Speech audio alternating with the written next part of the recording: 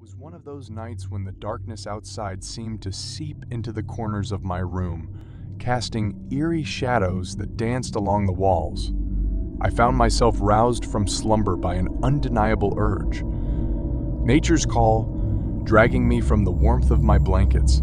I sighed, reluctantly pushing myself up, and my feet hit the cold floor with a shiver. Groggily, I stumbled my way to the bathroom, my steps echoing in the quiet house. As I flipped the switch, the pale light overhead flickered to life, casting an unnatural glow that seemed to intensify the darkness around me.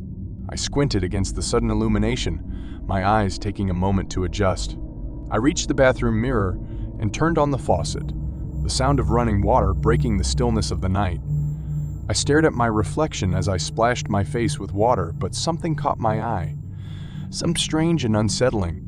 My reflection seemed off. I blinked and rubbed my eyes, convinced that my tired mind was playing tricks on me. But when I opened my eyes again, my reflection remained distorted. My features were slightly twisted, my eyes too wide, my mouth forming an unsettling grin. It was as if I were looking at a twisted version of myself, a nightmarish reflection that sent a chill crawling down my spine. Fear prickled at the back of my neck, and my heart began to race. I tried to shake off the unease, attributing it to my groggy state and the eerie atmosphere of the late hour.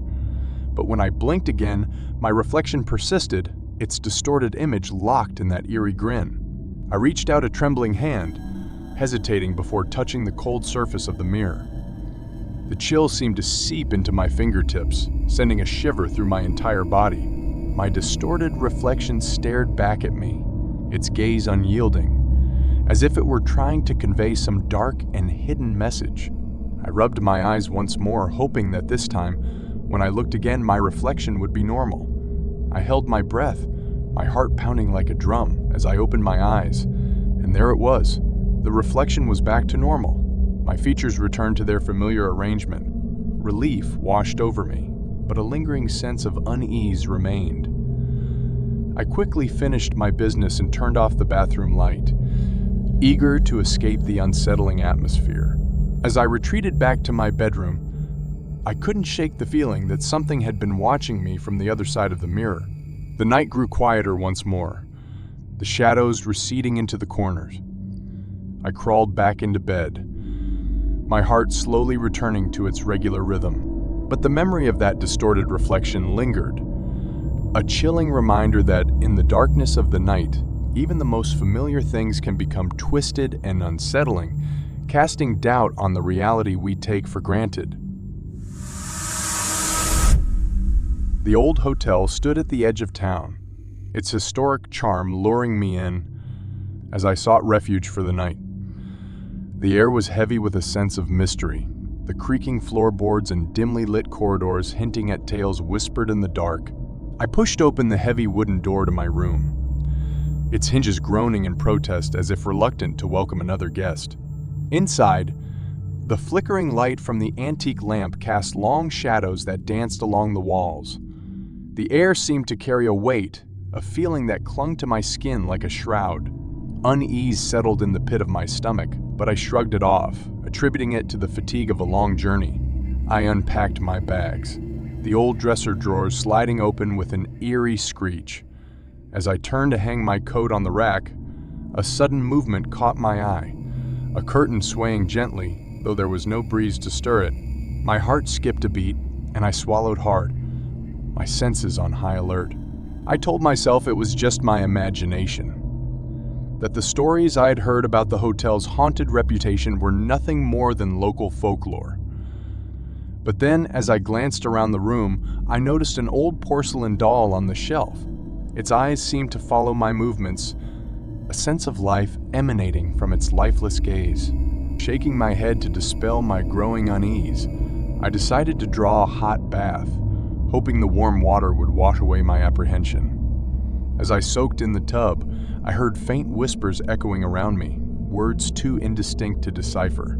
Panic clawed at my chest, but when I strained to listen more closely, the whispers vanished as if they had never been. I dried off and wrapped myself in a towel, determined to put an end to my unfounded fears. I was just about to climb into bed when I saw it. A shadow, dark and formless, moving along the wall. My breath caught in my throat, and I stumbled backward, my heart racing. I switched on all the lights, the brightness temporarily pushing back the encroaching darkness. I paced around the room, trying to rationalize what I had seen and heard. Maybe it was just the stress of the day, playing tricks on my mind. With a deep breath, I resolved to stay the night. I turned off the lights, leaving only the bedside lamp on. I lay in bed, my eyes wide open, watching the shadows as they seemed to shift and change in the corners of the room. I must have dozed off at some point, the weight of exhaustion finally pulling me into sleep's grasp. But then, as if pulled from a nightmare, I jolted awake in the dead of night. My heart pounded in my chest as I realized why I had woken. A figure stood at the foot of my bed. My breath caught, and I could barely move as I stared at the chilling figure before me. Its features were obscured, shrouded in darkness, and yet its presence was unmistakable. Fear gripped me, and I could feel the weight of its gaze on me, like a predator sizing up its prey. As terror coursed through my veins, I remembered the stories, the whispers, the shadows. The hotel room was not just a room. It was a gateway to something otherworldly, something that defied explanation. And there, in the dead of night, I realized I was not alone.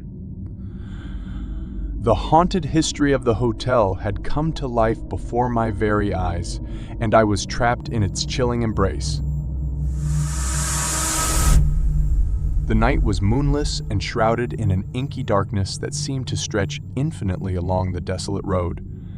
I found myself navigating through the quiet emptiness, the hum of the engine the only company in the eerie stillness.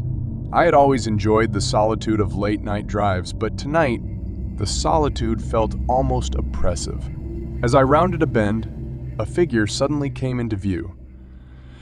Standing at the side of the road, their thumb outstretched.